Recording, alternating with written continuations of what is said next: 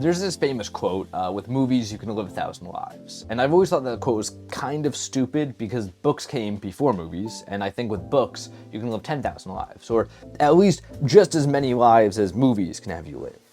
I think that one of the most important points in all of human history, and this is a huge hot take, was when Mary Shelley published Frankenstein.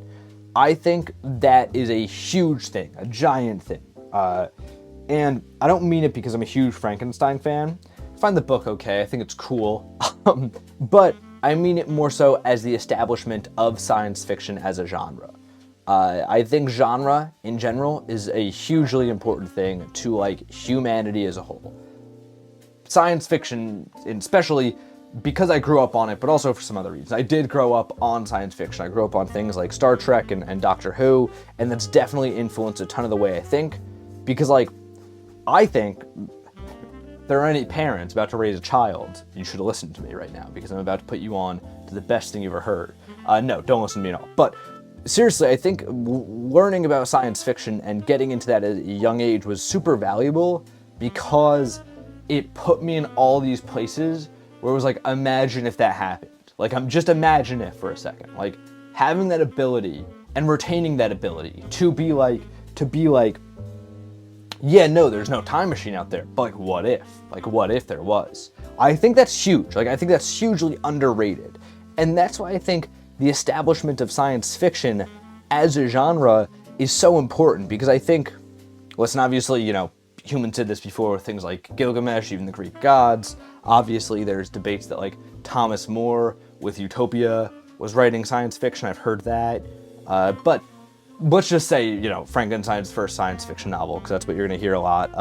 I think that it gives us a huge ability to say, what if that happened? Like, what if this came next? And I think not only can you live 1,000 lives or 10,000 lives with that, like that quote goes, but you can also learn about the lives that you'll never live. Like not only can you live 10,000 lives that will happen, like you can read novels like Charles Dickens novels and be like, wow, I didn't know life was like that. Almost the same way that you could, like, watch YouTube vloggers and be like, oh, so that's kind of what life is like if you're in LA.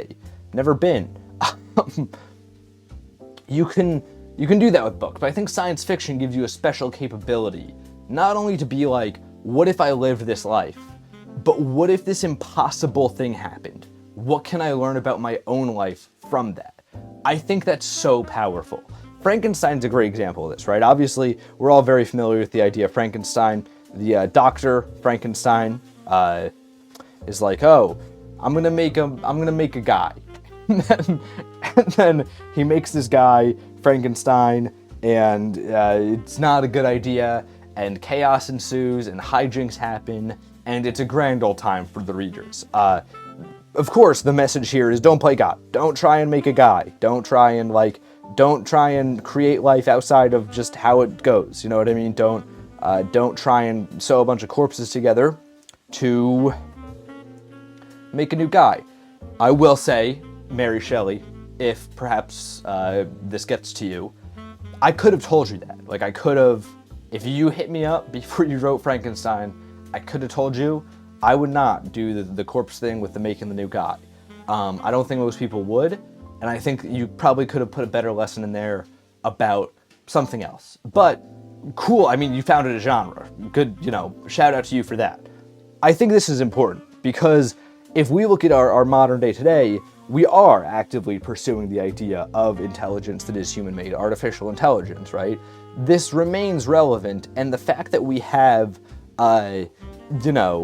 sources and speculative ideas going back all the way to the 1800s on this is insane. Like, that's an insane thing, and that is a pool of wisdom to pull from now. That is an insane pool of wisdom to pull from, because when you read Frankenstein, it can tell you things about the realities that we are yet to experience, that we could experience, and what we need to learn from those realities before we dive headfirst into them as we are. Of course, the downside is that nobody will ever heed these warnings, and this goes back to my whole point about not doing the stitching together of the guy, but maybe instead having someone code something for the whole novel. I think that'd be much more interesting. Other things that I think do this extremely well, though, are things like Star Trek, are things like 1984. I think 1984 is a great example of this, because it, like, I think what Orwell did was so interesting there, because, listen, you can have whole debates about, like, what he's talking about politically. Obviously, that book has been taken by every political side imaginable and been like, no, this guy's with us. And Orwell has very explicitly written who he's with, and I don't know why people aren't reading that. Like, the guy told us, but that's besides the point here. I think 1984 is so important because right after World War II, right? Right after we saw this hugely authoritarian fascism come in with the Nazis and stuff, right? Orwell did something super inspiring, not even inspiring, genuinely just important, and put it in a book like, okay, this is gonna happen again someday, but imagine it even more futuristic. Imagine it like the future. And I think that's why it's remained so relevant, because things in there, like just the idea of a camera watching you, has become so genuinely relevant that it's telling us about the realities that we are yet to see, that we definitely will see, maybe are seeing right now. Who knows? And I think that, like, what's so important about this is that if we didn't have that book, right, maybe we would be sitting here like, maybe it is a good idea to have this Big Brother guy watch us all. But having this book, having this out there idea, this idea that when Orwell wrote it was science fiction, still is science fiction as it's yet to happen, but could realistically happen nowadays with what technology can do, having that is instrumental to possibly stopping this bad scenario from happening. I think, especially good outside of things like warnings, which is very important, right? These warnings, I mean, think about the fact that we're talking about a book from the 1800s in relation to a topic like AI right now. That's insane. And that's the power of genre. How many books are being written right now about things that, like, in 200 years they'll be looking at it like, oh yeah, this guy in 2025 knew exactly what we would be dealing with and we should listen to him.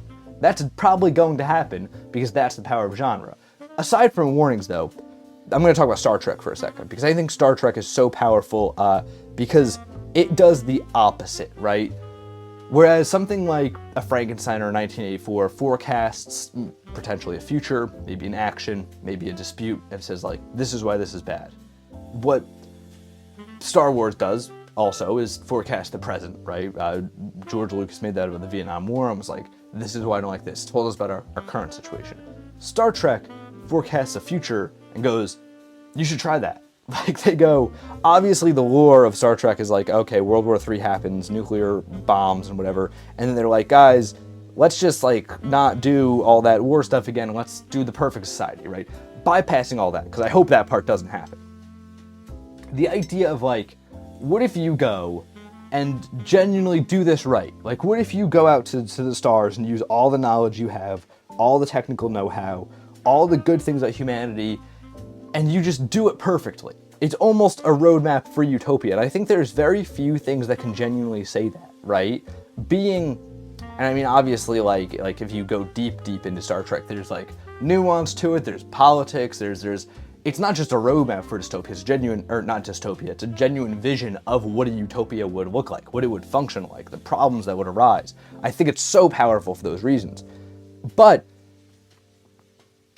even beyond that, I think just having something that looks to the future and like adequately goes, guys, it can be good, is so important, because when we heed the warnings of a 1984 or of Frankenstein, right? Something that people will often say, the most pessimistic amongst us will be like, cool, you don't like this thing that we're doing, you don't like the cameras or the AI or whatever, show us something better, show us a better route. Sometimes that better route does involve things like AI. I don't think artificial intelligence is like outlawed in Star Trek or any other utopian thing. Well, some of them maybe, but I think having something that goes like, these things showed us the nuance of what could be bad, that shows us the nuance of what can be good and what we should strive for, has influenced so, I mean, we've seen it influence so much. Things like the cell phone came from Star Trek. They came up with that because they saw it in Star Trek. And I think that looking at things like that is so important, because before we have people to make these technologies, before we have people to execute upon these grand visions of the future, we need somebody to imagine them. And I think the only way we'll be able to imagine them is with something like science fiction or genre in general. I think genre is powerful for that reason. whether it be realistic fiction, fantasy, or my personal favorite, science fiction. That's my 2 cents about that. Favorite one yet with these colors, guys. I love these colors. I'm gonna be so sad when they go. Yeah, I have way too much of them because I mixed too much paint for this one, especially. So there might be 8 with this even. But yeah, no, I'm enjoying these. I'm enjoying these a lot. This is cool. Very cool. It'll be up on the Instagram. Go check it over there. And until next time, guys, gals, and pals, my name is Max Dice. This is Paint Talk episode 186. I'm here every morning, painting and talking with you all.